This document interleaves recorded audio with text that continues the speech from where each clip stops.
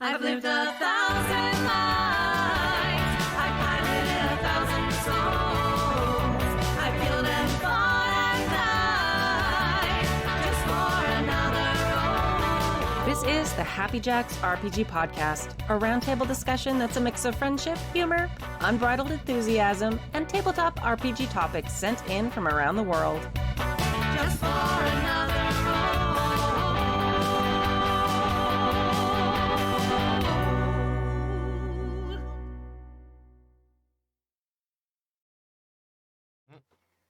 Hello, and welcome to season 34, episode 4 of the Happy Jacks RPG podcast. My name is Kimmy. I'm Pooja. And I am Artam.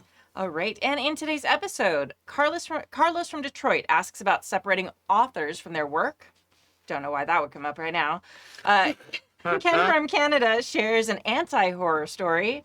And from the archive in 2017, JP asks about co-GMing.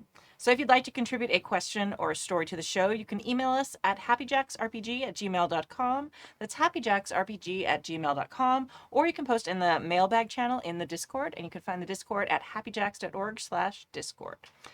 Announcements. JackerCon ended today. Great job. It was fantastic. This is Sunday. We're recording this.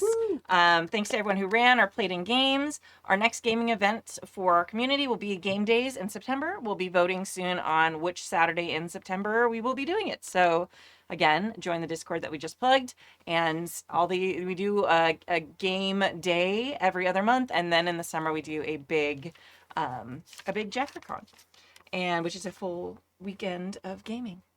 All right, Starscape. I know the name of my game. It's fine. Starscape is kickstarting right now, so you can go to goldenlassogames.com/kickstarter to follow or support the campaign. We have met our goal. Woo! It's very exciting. We met our goal. We were funded in 27 hours. So yeah, you will definitely get the product if you go back now. So go do the thing. Do the thing. Do it's so it. good. Yes. Also, Gen Con is coming up, and I will be there for the first time ever. I'm very excited. Huge. I know. So if you're going to be at Gen Con, shoot me a message. I have like 2 or 3 panels I'm on. It's very in flux right now, and I don't have anything else to do the rest of the time. So come hang out with me. It'll be great. I need friends. Amazing. So, yeah. All right. Indie Designer of the Month. Our Indie Designer of the Month is Graham Gentz, who will be on the show, I think, next week, which is great. You can find his games at Graham Gentz. That's GrahamGentz.itch.io. And you can also find them at Linktree/Graham Gentz. And if you don't know what Linktree is, just Google it. It's fine. This week, we are discussing their game, Immortal Lich, Henry Kissinger. Henry Kissinger is dead, but he has been dead before. What? Can you get him to stay that way?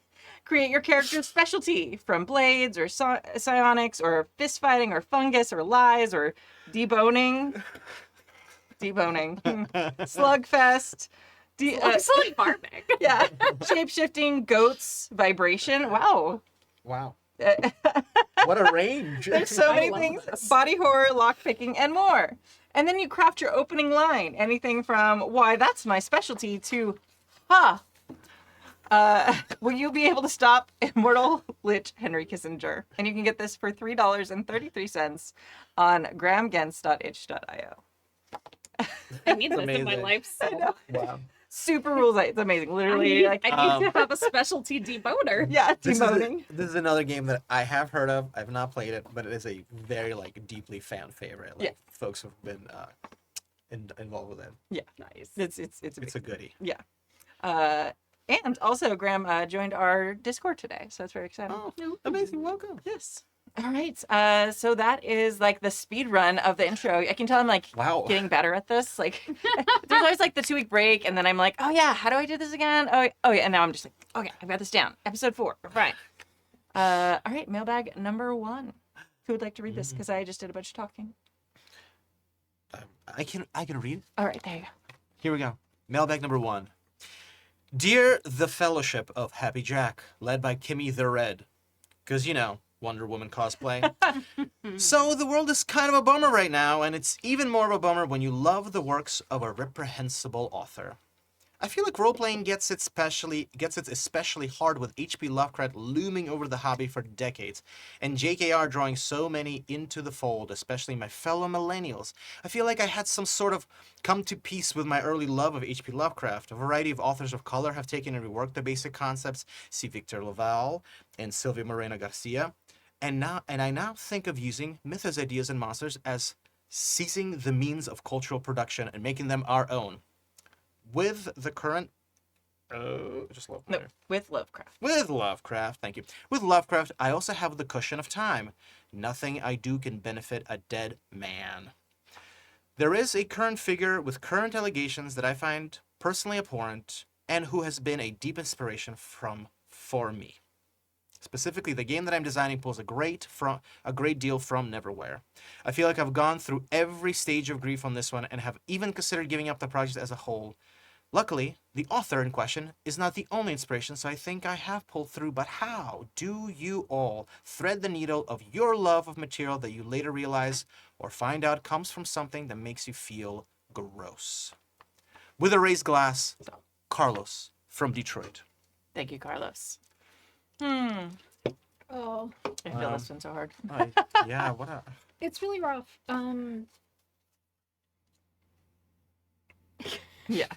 Just, yeah. There's a lot to be said about drawing inspiration from things that you find inspiring. Redundant, but whatever. Just roll with me. And then just replicating them, right? Like, you found something that resonated with you in this work, and you are pulling the parts of that resonated with you. It does not mean you are pulling the author with you. You are not pulling their misdeeds with you. And especially when it's a derivative product, it's taking those pieces and making them something of your own and making them something that you can love and be proud of. And so there's a big difference to me there in that kind of work than in upholding the work of a living author who is still currently profiting from and currently doing harm with that IP. Yeah. And I'm not telling people that they can't still love Neverwhere or Good Omens or whatever it is. But I have this kind of same thing, like, in media products, we find a lot of times, especially like in Me Too, a lot of things came out about products that were incredibly special and cherished by the nerd communities. And I'm like, we end up with a lot of think pieces about how it's still okay to love Buffy. And I'm like, could you love Buffy more quietly? Yeah. That it's fine. You're gonna love what you love, but like, I feel like there's a difference between having things that you love that you know, like, the person who made them is still benefiting from their abuse, and like having that in your private life and knowing, like, I own all the Buffy DVDs. Like, am I supposed to burn these? Like, no. But when people ask for recommendations for those kinds of products, you don't have to platform that show. Yeah. Yeah. And you don't have to platform this person's work in terms of, like, moving forward. It can be a quiet inspiration rather than a loud inspiration. Don't make it a selling point of your game. Like, it's... Neverwhere has a lot of elements that are similar to other products, other books, other genres, like in terms of a urban portal fantasy that you can just elide the title. And yeah, like, I'm never gonna really, like, excise all the love in my heart for certain works that are from people who have turned out to be, you know, garbage. But what I try to do is be cognizant when I am going forward and who I am platforming and who I am recommending to people post knowledge of that.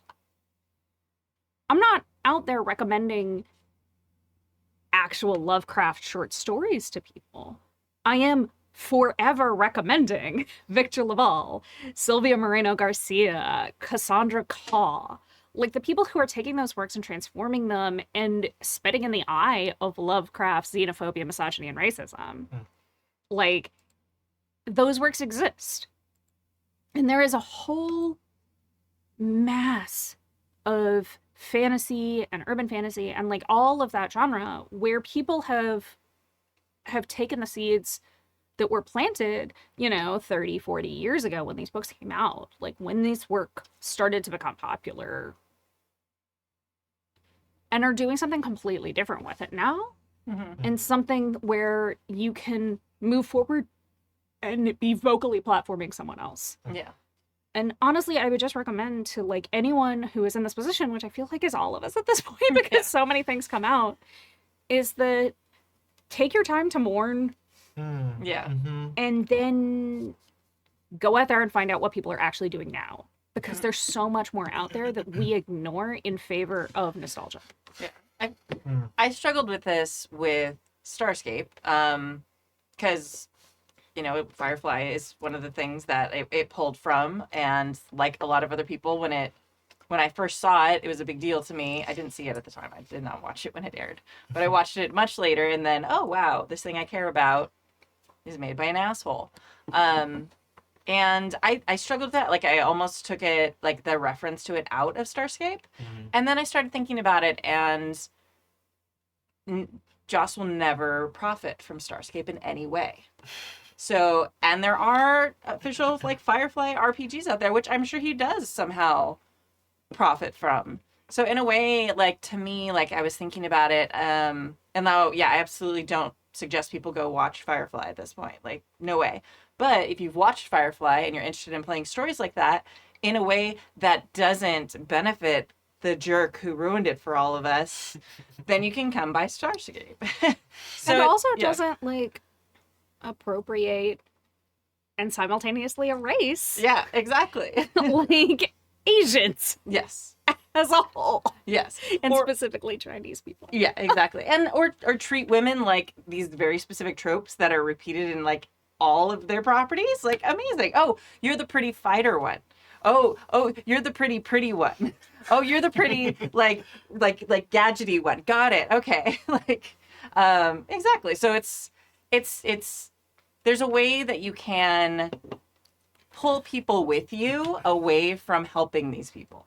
And again, like, you have to kind of think about, at least for me, one of the things I reference is like the monetary gain. Like, is my thing that I'm doing this with the thing that I like going to help the jerk? Yes? Okay, I'm not going to do it. And that includes like having people watch the show, having people like read the book, having people like, I don't want to do any of that stuff. Does like being like, hey, if you liked this, maybe you like this other thing that isn't problematic. It's a great like through line. Like, oh, here we go. Like, that sort of thing. So using it as a reference to pull people away from the badness, I feel is like a good tactic to use. Like, oh, here's a carrot. Come for the carrot that you like. Here's the Firefly carrot. Come over this way. Come away from Joss. It's a good job. You know. And one thing I would say, and I actually saw an author talking about this on Blue Sky, is like that the way to like get people to consume and like move into the new is not to be like, do you want this unproblematic thing? Because like people in the end, like, yeah, we all do this. We talk a big game about it, but we love what we love or whatever. But like really sell the new thing itself. Yeah. Kimmy does an amazing job selling Starscape. It is a fantastic game. And it is like all of those elements that bring people to it. It's like, do you want to play a game about found family in space, scrappy underdogs, all the weirdest aliens you could ever imagine? Yes. And all the amazing, like, emotional journeys that we loved from these old properties. Those are the selling points. Yes. to me anyway. Yes. Like, I'm sure Yeah. other people have other things. Like, you could make your own ship. It has so many different properties. Whatever. Yeah. But that's that kind of thing that like is really going to get people moving into like the modern era of these genres and these properties. Yeah. In lieu of Firefly, Mhm. go out read Becky Chambers. Yeah. You know, I really resonate with the idea of, first of all, yeah, who is this monetarily benefiting? Yeah. And that's like a big question because and the thing is, I think is probably as a designer I might be like, well, it's got a little game. It's not gonna. But the thing is, you probably have a voice, and you recommending something, you talking about something, you actually have much more power than you realize. Actually, there is a lot of agency in saying, no, you know what, I'm going to choose to not, Yeah. you know, promote this person in any way through Yeah. anything I'm making.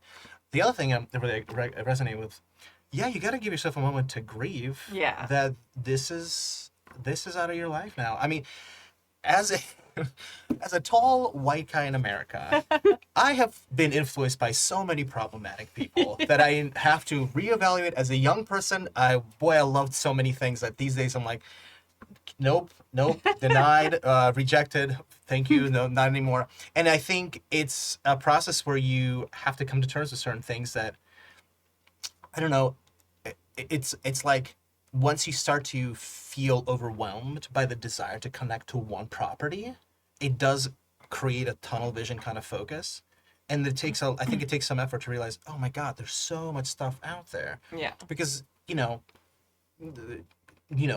was influenced by other people, Yeah. and there were so many other inputs, and there's so much stuff that you could pull from that. I think a big part of reconciling it is saying to yourself, am I an asshole for enjoying this? Am I a bad person for finding the thing you resonated that gave you joy that isn't about you? Yeah. You know what I mean? Like enjoying this like problematic person.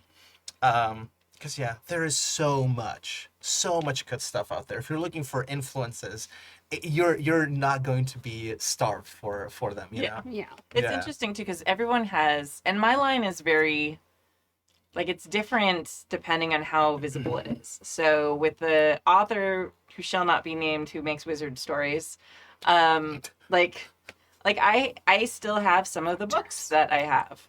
I haven't gotten rid of them. They were gifts to me from my grandfather. So there's like an emotional connection there. Yeah. They're not on my shelves in my house in display. Like I put them away. And I'm sort of like torn about what to do about that. It's like, do I pull out like the page that he wrote on because they were gifts, or do I like keep it as a thing? But I've removed them all from like my classroom libraries. Like I don't have any of her stuff at all in my classroom. I don't have any clothing, nothing that anyone would ever see, because I don't support it. I don't want anyone else to support it. I don't want to help advertise or, any of those things. I don't want to make my trans friends feel uncomfortable, or like that I prioritize my reading of these fictional books over their well-being. So it's like it's there. A lot of us have strange little connections sometimes with these things that may not even be at all about the property, and just being thoughtful of it, because there's different communities that are harmed by these people. Like specifically, my trans friends. Like I want them to know that I support them over anything. Like my fandom will always be secondary to like how I feel about the people I care about in my life. So that I don't fuck it, throw all the t-shirts away. I don't care. Like that doesn't matter. The memory I have of this one specific thing with my grandfather, this is a different thing. And I obviously still prioritize them over the books. But there's so you have to kind of feel out that. And again, like showing how you feel about something, and making the people around you and the people who have been harmed comfortable has to be the biggest priority always. Can I recommend getting the words tattooed on your person? Good idea. Yes. Good tip. For those of you listening at home, or wherever you're listening, I have a tattoo of my father's the sign off from his last letter to me, tattooed on my arm. Yeah. It's really beautiful. That's so sweet. Um, Yeah.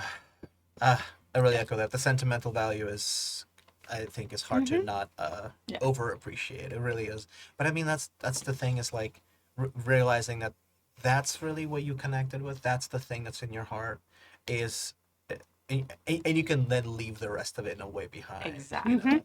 Yeah. And it shouldn't be like, oh, my cute loungefly backpack that I really like. It's like, Yeah. like And I feel like there's kind of like a parallel track here about putting creators on pedestals Mhm. that we tend to do a lot. yeah, People create things that we really resonate with, that we really love, and we tend to feel like, oh my god, they are this amazing, wonderful person. They can do no wrong, da da da da da da da da. And then we get that pedestal higher and higher and higher. And not only does it come as much more of like a personal, blow to ourselves when or if it turns out that they have done some heinous shit, but also it becomes harder and harder for people who have been harmed to come forward. And this is something I really want to stress in terms of the specific situation that you have mentioned, is that a thing that we often see, and we did see when when these accusations came out, is an immediate swell of, oh no, that can't be true because I love him so much. And people prioritizing their own grief over the news, over the harm to the people who were actually affected, like the people who were in those situations. So like, just a caveat that there are more people around you than you could ever imagine who have been in these situations in their personal lives. And the reaction that you publicly give, the author's never going to see it. Yeah. The people in your lives will absolutely see it. And it's incredibly harmful. Yeah. It's just another brick in the wall of an ability to come forward and be truthful about experiences that so many of us have had.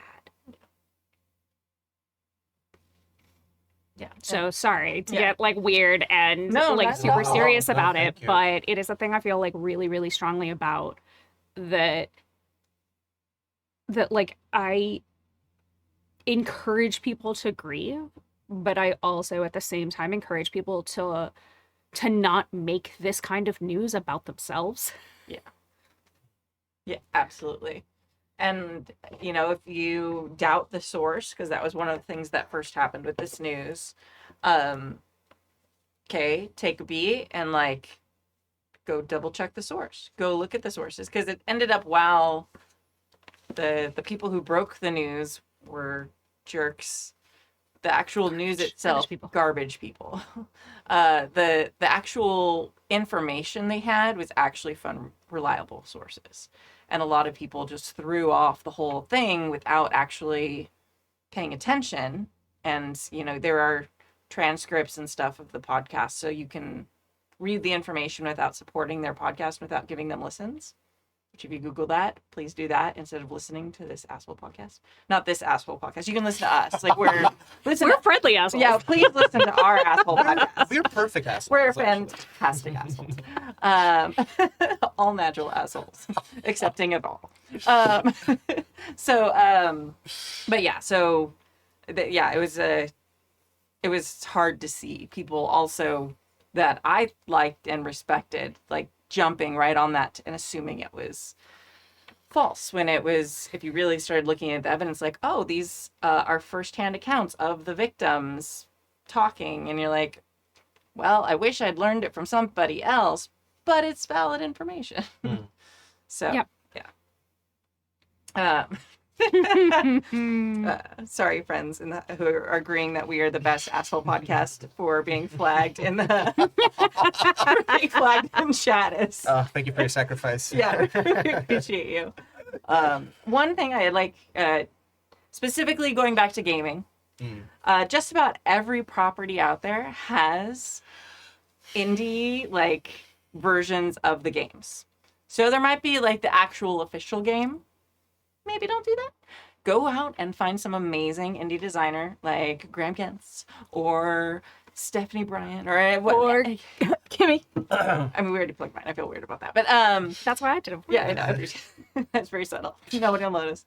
You know, go out there and find these things that are made by people who have the same passion and connection to the property that you did, because they're probably going to click into the thing that you love about it without that problematic aspect and without supporting the jerks. They'll be like, you know, like me with the found family thing. That was the thing I loved about that property and a bunch of other properties.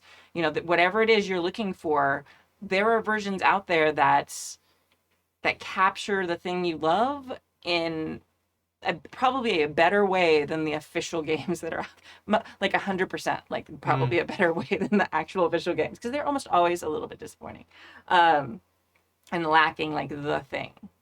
So yeah, go support indie designers. Yeah. And I think I feel like Lovecraft specifically, even if you want like, It's been done to death. Yes. And we got it. Tentacles, wings, great. yeah, but also Rate of sex. Okay. Okay. Lovecraft is like, it's Lovecraftian, like for his name, because he was like the most famous one was put on the work. But that he actually had from the time period peers, there's a bunch of them from the same time he was writing that are women, that are people of color who are not complete assholes. If you look at the actual, even if you're looking at official contemporaries of Lovecraft out there who were writing horror stories, there's some really great stuff that is written into like Call of Cthulhu and stuff already that isn't by Lovecraft specifically. And I mean, if you want to be able to broaden your Google search results, cosmic horror. Yes. You're looking for cosmic horror.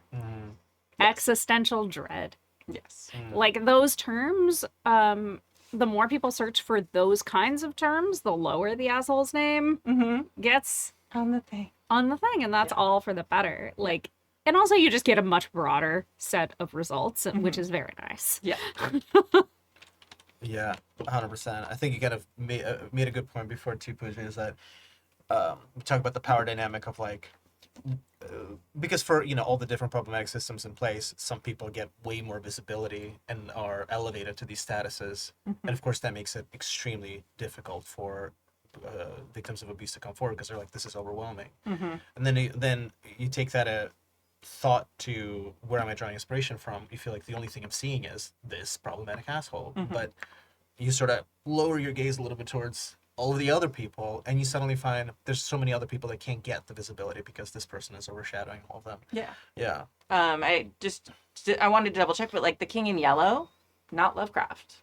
Like it's one of the most well-known cosmic horror things, and everyone assumes it's from him, but it's not. Like, avoid Cthulhu, and there's a lot of other things out there. And yeah, cosmic horror, and there are like Pooja already mentioned, like modern people writing in that genre who are fantastic to draw from as well. But anyway, yeah, a lot of the things that you think are from that asshole probably aren't actually from that asshole. So don't give him credit for things that are good that he didn't do. Yeah, no kidding. And Carlos mentioned Victor Laval. If you haven't read The Ballad of Black Tom, absolutely fantastic masterwork. Unfortunately, my brain just went, when I was trying to pull like more urban fantasy stuff, my brain just told me I've never read a book in my life. Yeah, that's me too. That's why I'm always like, I don't remember. But anyway, I feel like we've kind of. But it is a fantastic question, and yeah, and it hurts. Like I have to admit, like years later, it still sometimes hurts. But there's better things out there, and find the better things and support the better things. Yeah. All right, mailbag number 2. Oh, would you like to do this one, Pooja? We can split it if you want. If y'all aren't sick of hearing my voice by now. Good day, Jackaroos. I want to share what I call an anti-horror story from a session I ran a few months ago. It was a Weird War II session in Savage Worlds, and the party was tasked with finding out what insidious plot was being undertaken in a compound in Belgium, and if at all possible, try to capture alive one of the scientists involved as a possible source of further info. They came up with a plan involving a captured radio and a covert milk truck with a secret compartment for hiding people on loan from the Resistance. And then it began. Talk their way into the compound within a milk truck? They got so many raises that it became canon that Nazis love their milk. Get into the mess and make friends with barely adequate German speaking ability? That's what exploding dice are for! Half the infiltrators, dressed as Germans, were able to talk their way not only past the guards, but into the underground scientific complex, where they not only uncovered the Dr. Moreau-style work going on, but discovered a staked vampire destined for Hitler himself, and they were able to steal it and load it into the milk truck, along with all the scientists. That's amazing. Meanwhile, the other group, dressed as American paratroopers, stolen German uniforms were in short supply, was exploring, discovering a previously encountered femme fatale triple agent who had, in classic pulp fashion, fallen in love with one of the party and was able to sneak them into the officer's cabin to steal all the required documents. Up to this point, not a shot was fired or a drop of blood spilled. Excellent. As a GM with a preconceived plan of massive explosions, armored cars trying to roll over players, and running gunfights galore, I was feeling pretty frustrated at this point. Oh. Then I looked around and saw the absolute joy on the players' faces and the high fives, and realized this would be one of those sessions that would be talked about for years. So I went with it. This was the moment that the pair in the officer's cabin heard the officers coming and dove for cover. One decided to jump under an armored car. I said, do an athletics roll to get fully under the car and hidden before the officers come out the door. The roll was a critical failure. I decided he got stuck between the wheels with his ass sticking out. The officers emerged. It was night, so they gave him a notice. So I gave them a notice roll at +2. They got a crit failure and walked right past him as they argued. Milk truck drove away, armored car was commandeered, and then the shooting began. Awfully one-sided, as the gang stole all the Germans' heavy equipment, and the most successful mission before or after was complete. So why was it an anti-horror story? As I said, I was caught up in how I, as the GM, envisioned the mission to unfold, and when the dice absolutely decided that it wasn't, along with, to be fair, some excellent player planning, including having the German speakers waiting in the wings to confirm the infiltrator's story with the stolen radio, I had to overcome my initial disappointment and realize that it's about telling a great story and having a ridiculous amount of fun. We created a story session that has been talked about fondly because it wasn't a typical big fight, as fun as they can be. And hey, the vampire sire could always come and recover her baby boy the next session. Ken from Canada. P.S. Drink if you ran a session that went completely and utterly off the rails and ended up far better than you ever expected. Cheers. Cheers. So many cheers. Oh, Yeah. boy, I love this story. It's so My gosh, this is so relatable. So relatable. I think as kind of early on getting really into D&D, I think I used to overplan so much. It drove me absolutely, I mean, so much time, so much frustration, so much worry that I would realize that I had planned for 5 sessions and, only got to do about 1 session's worth. So there's frustration about stuff I didn't get a chance to do. Then there's also just the utter disappointment that, oh my gosh, the party decided to do something I completely didn't think about. And suddenly I feel completely overwhelmed and underprepared. And just these things like tug and pull at you.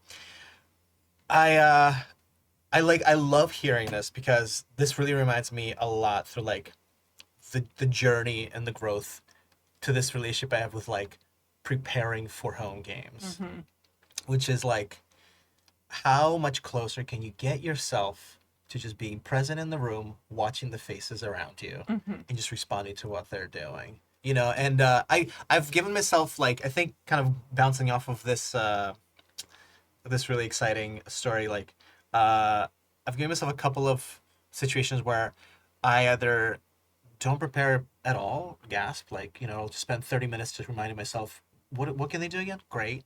Having a bunch of random tables. Mm-hmm. And I think I started doing that a lot in my games in the past as a way to practice, like, letting go. Yeah. Just releasing the stress of, like, I have to have all these things figured out. So I love it. I love that this, first of all, kudos for you for just going along Mm-hmm. and not being, not deciding to stop the game, I mean, God forbid. Yeah. And also, your group sounds amazing. It seems like you're doing a Absolutely great delightful. job because they're Yeah. having so much fun and being so creative. Mm-hmm. So, yeah, I don't know where you found these people, but gosh, hold on to them. They're Yeah. great. Yeah, just having them willing to go along with all this stuff and also to think outside the box that way. It takes a special player to one feel confident enough in their GM to take a path like this. Mhm. Because a lot of people feel like, oh, my GM is obvious, like, especially in a situation like this that feels like it's meant for combat, like they just will go that way because that's what they think the GM wants them to do. They're trying to be a good player. They're trying to, like, make you happy because they're good people and they're your friends.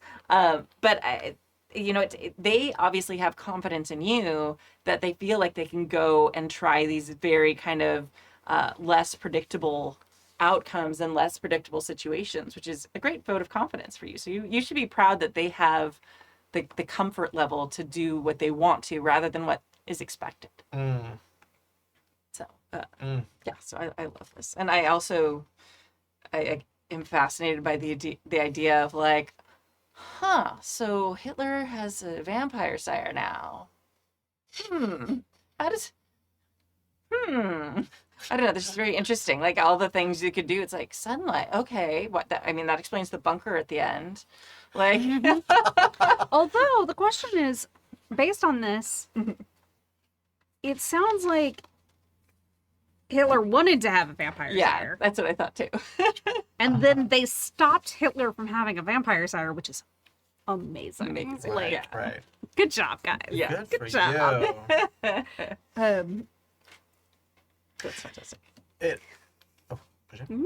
This reminds me actually of a recent anti-horror story that I had. Mm-hmm. And it was just like I think the brief anecdote is that I have this group of newbies that I'm running Icewind Dale for. Oh. And I pitched it to all of them as like, look, it's not going to be a typical thing. Think of it as like film noir, the 4th season of True Detective, Alaska, it's the dark, it's going to be very gay, it's going to be very cold and gay, and you guys are going to solve gay crimes, and it's like all of this.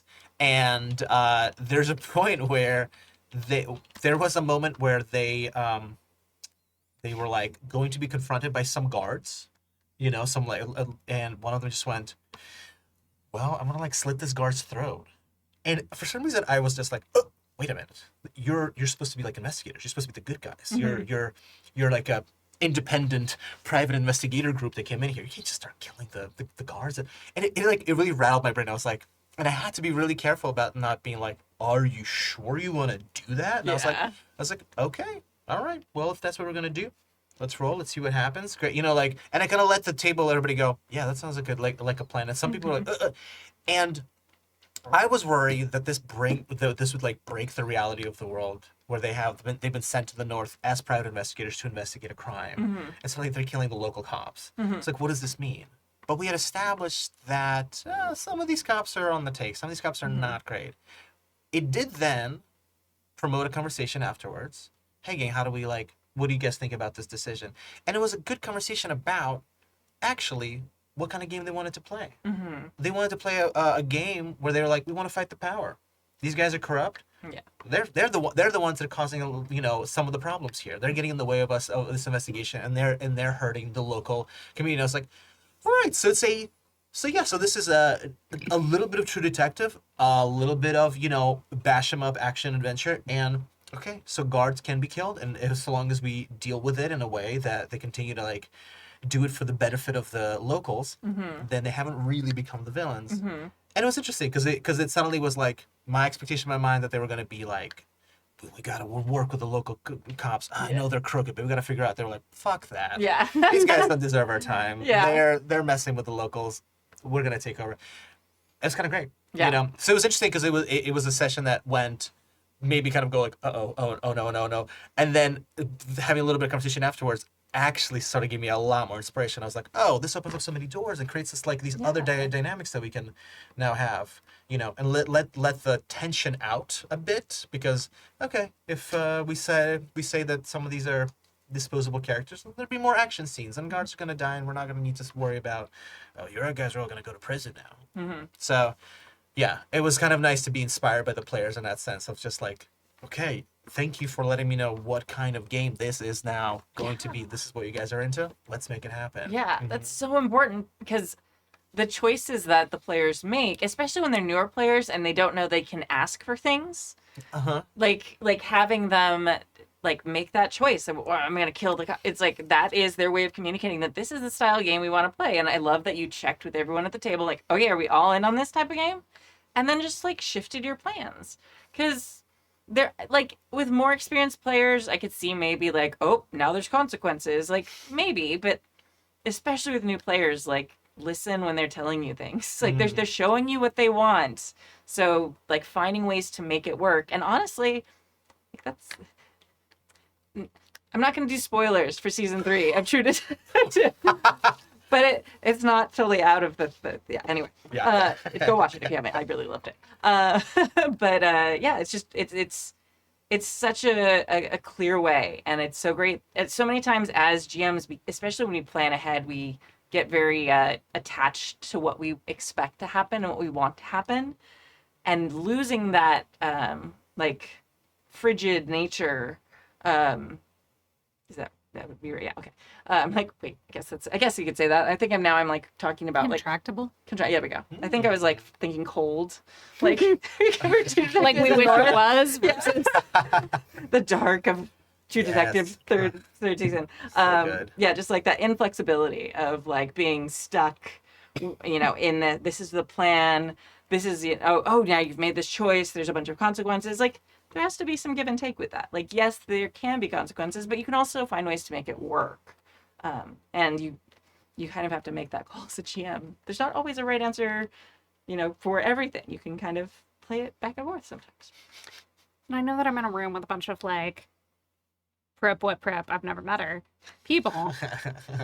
but one thing that I found like very helpful as a newer GM is the kind of prep I'm doing. Where it's not like a rigid sense of, okay, they're going to do A and B and C and D, but like to take more of a world building. Yeah. And that sounds like the viewpoint that you had in your game that was so interesting and made it so like amenable to pivoting, that it's like, oh, okay, like let me think about this in the terms of the world that we have created. Right. What are the actual effects of it? And what are the ways where like it changes things but also remains the same? It's very interesting and like very fun. It's like you've made a little baby and you put it out there and then people were gonna like look at that and see a very different thing than you put out. Yeah. That's a good point too, is that like thinking about what you're thinking about prepping or what you think is necessary is like, it's also a really good like philosophical like journey for yourself to kind of actually say like, yeah, like am I worried about, I don't know, maps or dungeons or like what am I, or names of streets, pantheons, like what's going to be, you know, it's really interesting what you choose to focus on, because I've really shifted my planning in terms of just thinking about fun in a more abstract sense of like what's going to sort of, you know, just tickle everybody, like a funny bone or whatever, you know, like what's going to just make everybody have a blast despite what happens. And so I don't know, I feel like I'll like put like 2 or 3 bullet points on for myself, like, yeah, let them get to this environment and then kind of let's see what happens. I also like find it lovely to just like say to yourself, the dice are going to tell a story. Let's see what that story is. Yeah. If I know everything that's going to happen, what fun am I having? No, I want to see what story's happening with the dice, you know? Yeah. Like, why did I decide to play a TTRPG if the dice aren't going to tell me what's happening? Yeah. I think Jason also, I don't remember what episode, but had a really good point. Like, I am a plan light GM, but I haven't always been that way. And it's one of those things where it's like, I can plan less now because I've been practicing for so many years. So it's one of those things where it's like, I haven't prepped for this game for 2 hours. I've prepped for this game for the last 12 years. So it's like because it's a muscle, it's a skill that you learn and you get better at as you do it more and more. And if you like learn through the school of hard knocks, like I did at conventions for the most part, like you learn to like think on your feet really fast because you have no idea what these 6 strangers are going to do. So I am not against prep in any way. I find now I do prep, but I tend to run a game that is very prep light until as the campaign goes, I start planning more because I start getting like data points on what you were saying the players are finding important or interested in, and then I start tying that stuff together. So using our Starscape Outrunners actual play that's happening right now, I planned very little for that at first, but now I start having these little things like Samantha started, they're in this giant like empty colony ship that has a couple of them in it. There's like 5 of them, and there's a whole bunch of cryopods, like thousands of them. And so they found like a certain number of living beings. Oh, there's some sentient beings we don't know where they are on the ship that are still alive, and like they had a number and a number of species and stuff like that all got kind of made up as we went. And then Samantha got really interested in that, and so they went and started snooping around looking for pods. So then I was like, okay, they discovered what was in it, and I made up what was in it. And then someone else started snooping around looking for something else. And I'm like, oh, I'm going to tie these 2 things in together. So then I make something up that's based on this other thing I already made up. So it is planning. It's just, and like in between sessions, I'm like, oh, I know if they do this, it'll probably be tied to that. So you start planning more. It's just after everyone finds their own way of doing it. Instead of me setting and planning all the stuff out at the top of the campaign, I start like weaving this web between things as we go. I was actually on a podcast this last week, and they asked me, what kind of GM are you? Are you the railroad GM or are you the rule of cool GM? And I was like, I don't feel like I'm either of those things. You were like, I'm a tyrant. Actually, I couldn't think, like it was weird. I was like on the spot where like streaming. I was like, I feel like I immediately defaulted to like, what are you familiar with? I'm like, I feel like I'm a field trip GM. That was my thing. I'm like, I take them along and I'm like, okay, come with me. All right. This is what you're finding interesting. We're all going to look at this for a minute. We're going to keep walking. Okay, look over here. Here's the other information you need. Let's keep. So I don't know if that makes sense, but I feel like, yeah, there's just like everyone finds their way of prepping. And so like, I know I there's been a lot of people in the Discord lately who have been like, oh, I wish I feel like I have to prep. I feel less than because there's some people who don't do prep. And I think it's really important to reiterate, while a lot of it is improv in the moment, there's still a lot of prep and practice and thought outside of game time, even if you're not like making notes. Yeah. So don't feel less than no matter what your style is. And I feel like there's like a whole thing when you're newer and starting out that like, yeah, okay, it's fun to say like, oh, well, you should just go with the moment and you should just improv it all. And it's like, okay, that's fun when you have like a really deep well to draw from in terms of like different characters you can pull from that you have already thought about and already made up like in the course of like a decade or 2 of gaming or whatever, of GMing, and or like when you know the rules well enough that you don't have to like stop everything for 5 minutes to look stuff up a bunch, or like if they get into a sudden encounter you don't have to stop everything for 20 minutes to build it. Prep is also good. Yes. Yeah. It's Absolutely. not, and this is like responding to a comment in the chat, but like I don't think prep is just improv done in advance. No. It is a layering of both the world and the story that y'all are building together at the table, but also a security for the GM to say, like, no matter what happens, no matter what y'all decide, I've got something in my hat for that. Like, GM as magician analogy engaged. That, like, there's a rabbit. Oh, wait. No, there's infinite handkerchiefs. Yeah. No, there's flowers. Like, whatever it is. Yeah. Absolutely. And it's so sorry. Oh, and I think to your point, I think there's also something about. I think we're in this age of there's so many APs out there, some really huge name APs, and then when you see people really killing it, you're like, gosh, how can I get on their level? Yeah. And sometimes it's an unrealistic expectation because we don't. When we watch APs, we don't know what's going on behind the scenes. We don't know how much work has gone into. We don't know how much time this person was able to have away from any other daily responsibility to work on this. And so, yeah, they make it look easy, but who knows how much work has gone into it. And so it could create an unrealistic expectation of how prepared you need to be. Yeah. I think, put it to your point too, I was like, for example, like using, I'm using a book it's pre-written. Oh my gosh! Like I could improvise the whole thing. I do feel comfortable with that, but I'm a theater performer. I have like decades of experience, so like I'm a different kind of person as far as that goes, you know. But I've chosen to use an existing script, so then I can mess around with it. I can use it as a blueprint, and I think that's a great way also to approach if you feel like, what am I prepping or not? Take something that exists, don't have any qualms about it, and just as you go. As to the field trip analogy, hey, gang, take a look at this. Not fun? Great. Okay, what about this fun? Great. Okay, let's keep going here. You know, like it's. I always feel I do not feel precious about pre-published stuff and having to follow because it's just I'm here for my table and I'm gonna make it fun for them.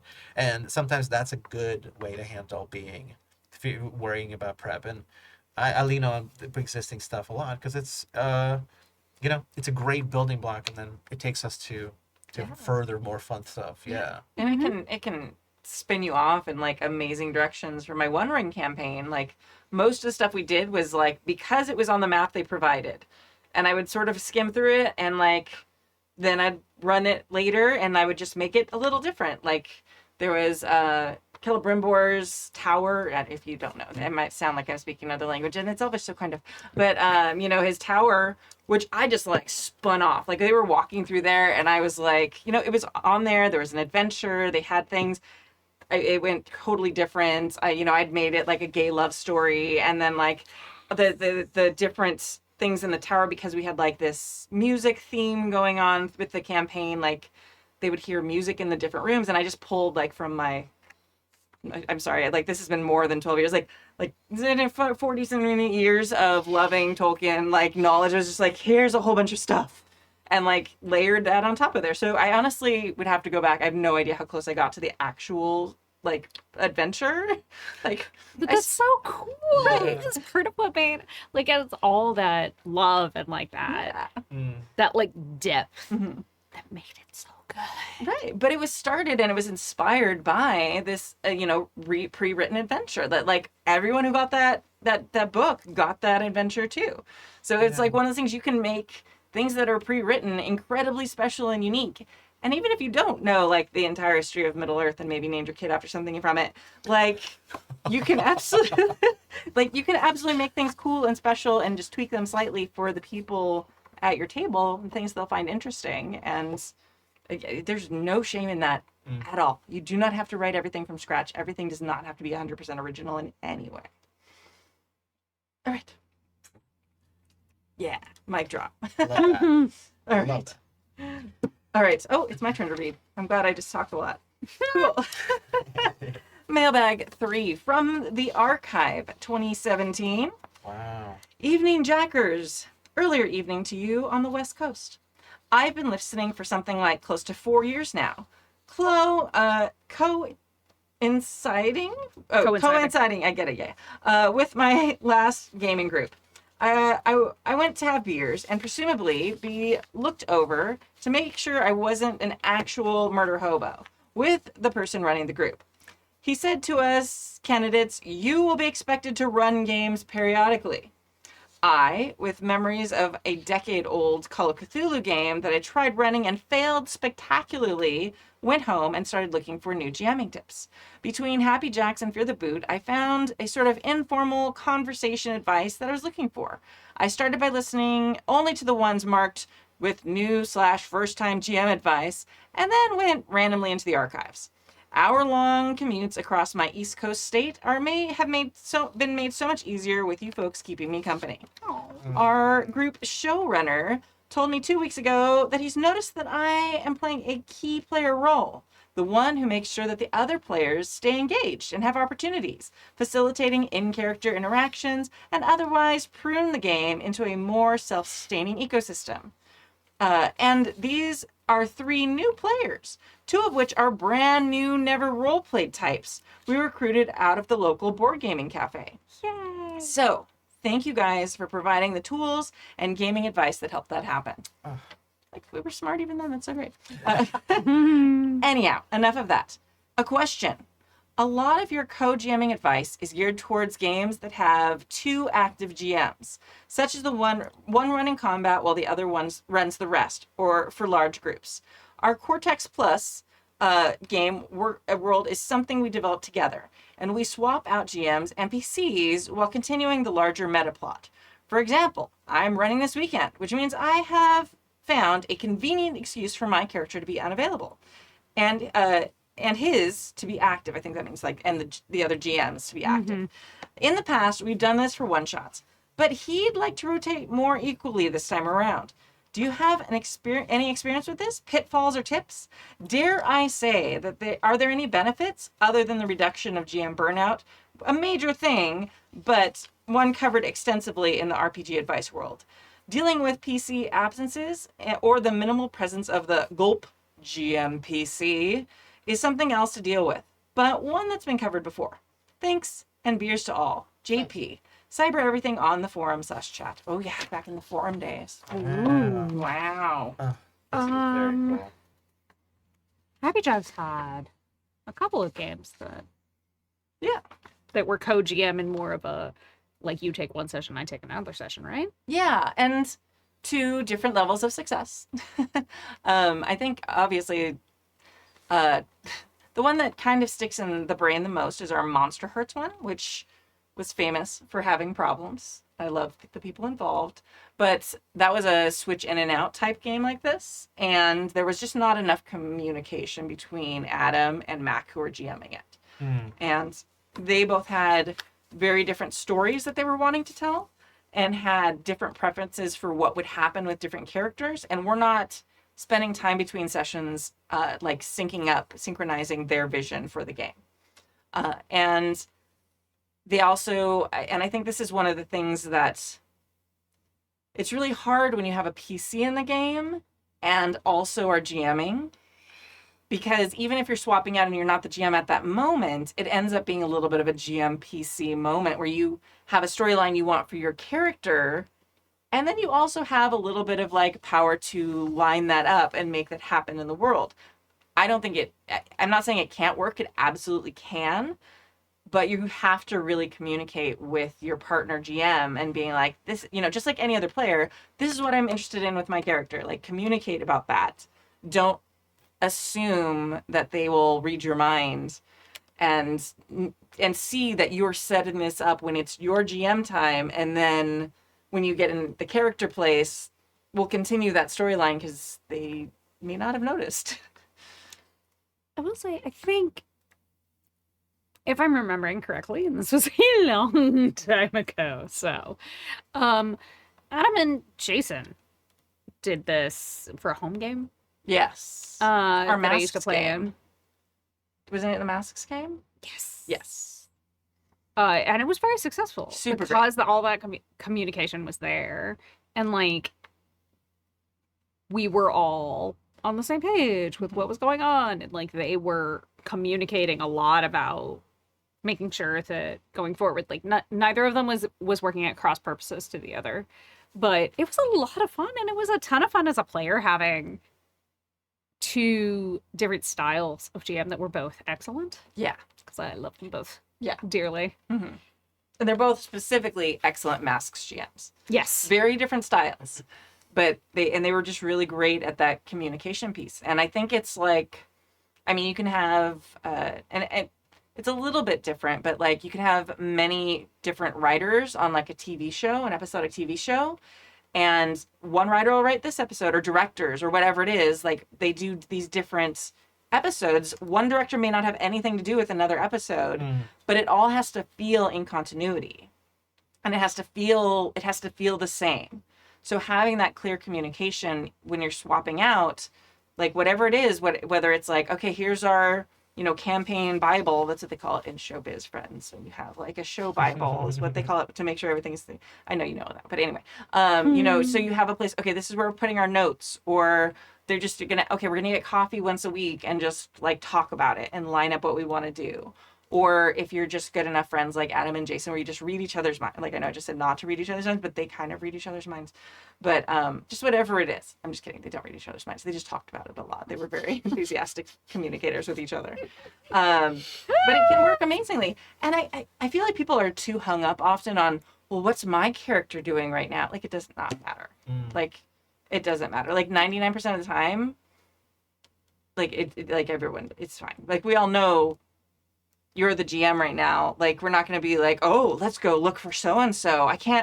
We're not going to be able to find her because I can't, where is she? It's like, no, we know better than that. Like, we're not going to find you because you're GMing. Like, we get it. So don't worry too much on that particular piece. It's fine. And I personally find this really inspiring. I just think it's so cool that they did this. Because again, it's like, almost going back to our like previous question, it's like, decentralizing that sort of like the crown, the mantle of the GM, and be like, no, it's everybody's game. Like you're gonna be the one in charge next week, and then you'll be coming around, and and then you sort of start thinking about, right? You can use tools, you can use pre-written adventures, and everybody gets it. We all have a script, and I love this comparison of like, having the showrunner moment. We have an invisible showrunner who's going to make sure the cohesion is happening, and we're gonna have that check in. I think it's great. I mean, I feel like I've tried doing similar things with like my games where I always have like a collaborative approach. Maybe it's like the theater background stuff, but I love having in my games just like, great, this session, you be in charge of taking notes and making the map. You'll be in charge of rules lawyering, So it's like we sort of we decentralize these things because I think that's such an important part, and that's a good way to feel like to baby step towards. Cool. All right, you guys are all getting comfortable in this place of we're all facilitating little moments of the game. Somebody's in charge of calling the break. Somebody's in charge of making sure that we are like we've all seen the recap or something like that, right? Okay, let's send it over to you. We're all in the flow of it, and I think it's a great also opportunity to sort of say, cool, let's see how you do this. Cool, let's see what your take on this is, And speaking specifically to like, there are benefits, and I think part of it is that kind of ineffable sense of it is a different game with a different GM running it, because everybody is going to have not only their strengths and weaknesses, but their focus and their personality, and everybody brings something different to the GM seat. And that can be so fun and so refreshing and really lend, like, if you're playing with the same GM all the time, them really well, like, it can lead to like a lot of campaigns that have things that are very, you hit the same notes. Yeah. You know these people so well, you know them in the roles that they are in. Yeah.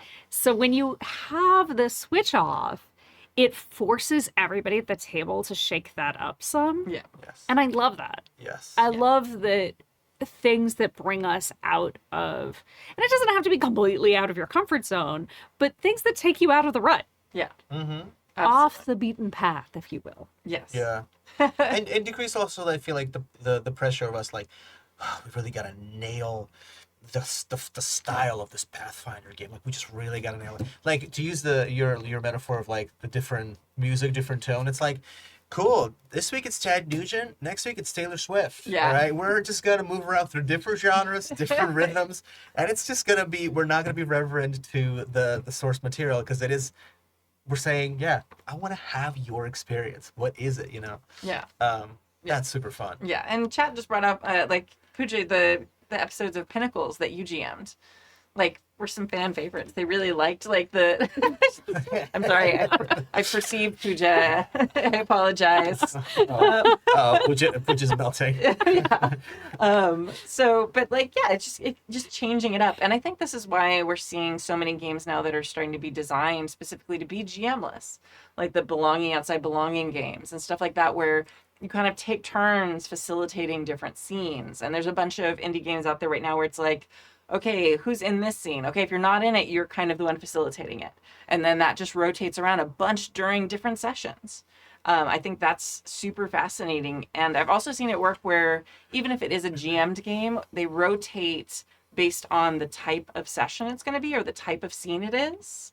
So like they kind of have, and it's sort of like been homebrewed, and this is sort of similar to what a lot of these indie games and belonging outside belonging are, where it's like, okay, I really love doing like the combat scenes. So like when we get into combat, I'll facilitate this.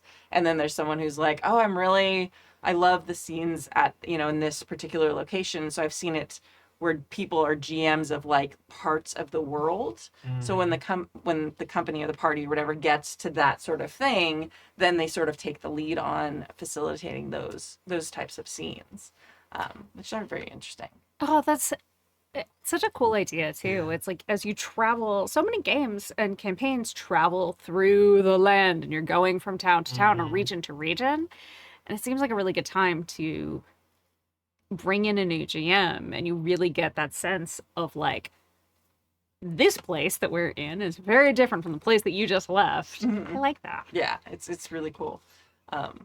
Yeah, I'm sort of like what you were saying about hitting the same notes. I decided for Outrunners, I picked the same group as my One Ring campaign because they all were available, and I was like, I can't like not have a space fellowship, which is fun, but I am finding myself hitting the same notes a lot, which is great and wonderful.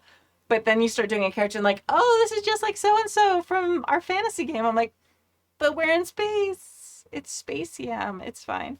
And so yeah, it's easy to fall into those moments, even when you're trying to do something completely different, because that's what you're used to, or that's your just style.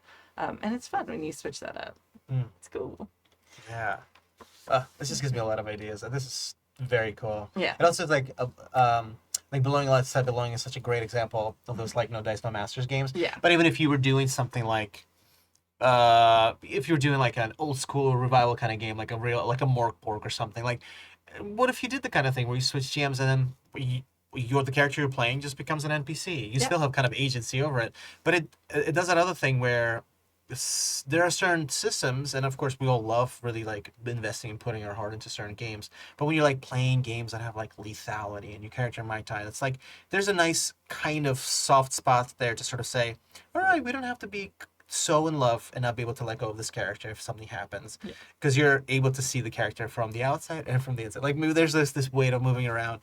This is so rad. I like really want to try this stuff with my home games. Yeah. Yeah, I feel like the precious there could only be one GM is very much kind of a remnant of like previous kind of norms for tables where it was like an adversarial GM type thing where it's like the GM was out to kill the party, so you can't be in the party and also trying to kill the party, because that's like a conflict of interest. Exactly.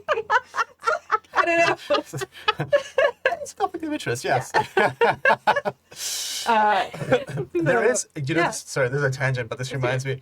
There is some module that I remember reading that has it's very funky. I'm not really sure what you're supposed to do with it, but it's a very tongue-in-cheek thing where if you do a certain quest or something, the final boss is like the GM, and if you beat him, you become the GM. It's like really sort of tongue-in-cheek, and it's like, how about we just like call it out? I like that. That's funny. You have lived to become the thing which you despise. Yeah. There can be only one. All right. Awesome. Thank you, JP. I don't know if you still listen, but if you do, thanks for writing that ages ago. Write another email. We'll get to it sooner this time, right? Yeah.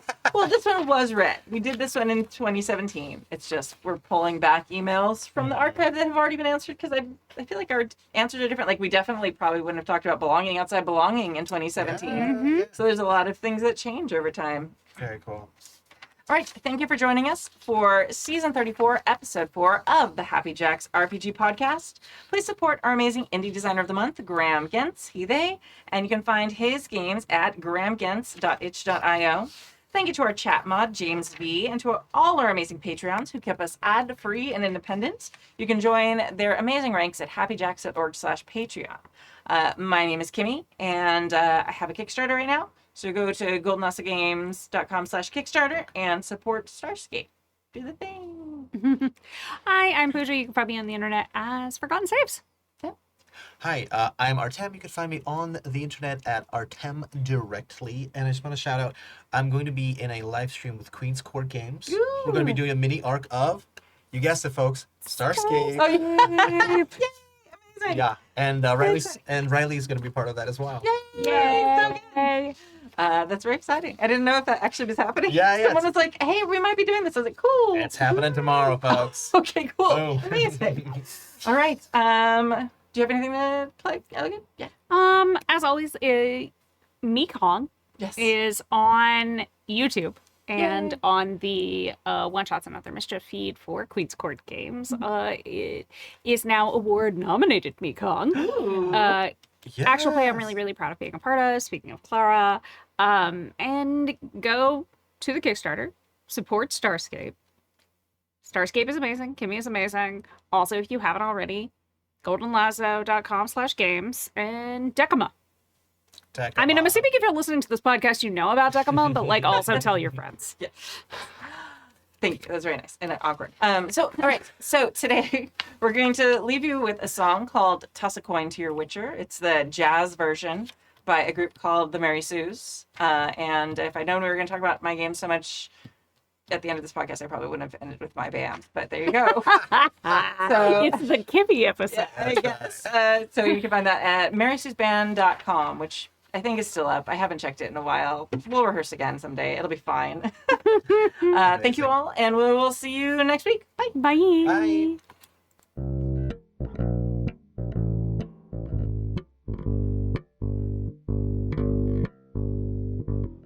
Toss a coin to your witcher, oh valley of plenty, oh valley of plenty, oh.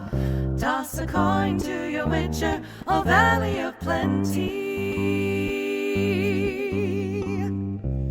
When a humble bard graced to ride along with Geralt of Rivia, along came this song. When the white wolf fought silver-tongued devil, his army of elves at his feet they did revel.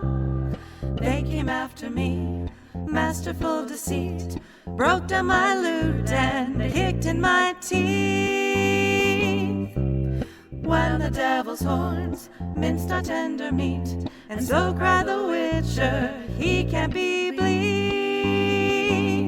Toss a coin to your witcher, oh valley of plenty, oh valley of plenty, oh.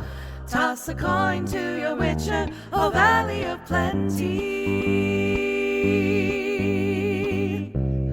The edge of the world, fight the mighty horde that bashes and breaks you and brings you to mourn. He thrust every elf far back on the shelf, high up on the mountain from where they did come. He wiped out your pest, got kicked in the chest, a friend of humanity, so give him the rest. That's my epic tale, champion prevailed, defeated the villain, now pour him some ale. Toss a coin to your witcher, oh valley of plenty, oh valley of plenty, oh. Toss a coin to your witcher, oh valley of plenty.